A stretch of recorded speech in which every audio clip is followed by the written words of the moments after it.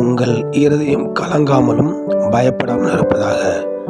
யோவான் 14ஆம் அதிகாரம் வசனம் 1. கர்த்தருக்கு மகிமை உண்டாதாக. ஏன் கலக்கம்? காரணமில்லாமல் கலக்கம். சுகம் இருக்குது, பணம் இருக்குது, எல்லாம் இருந்தும் தேவையில்லாத கலக்கம். அந்த கலக்கத்தை உண்டு பண்ணுறது சாத்தான். ஆண்டவராய் இயேசு கிறிஸ்து நமக்கு பரிசுத்தாய் வைத்திருக்கிறார். அந்த பரிசுத்தாய் வரும்போது யாரும் எடுக்காத கொடுக்காத சமானம் உங்கள் உள்ளத்தை ஆண்டு கொள்ளும். அந்த பரிசுத்தாவை நாம் பெற்றுக்கொள்ள வேண்டும். வானத்துக்கு பெற்ற கர்த்தர் நமக்காக மரித்து உயிர்த்து இந்த ஆசீர்வாதத்தை வைத்திருக்கிறார். நான் செல்கிறேன், தேற்றலை அனுப்புகிறேன் என்று சொல்லி அந்த தேற்றல் நம்மோடு தங்கியிருப்பான்.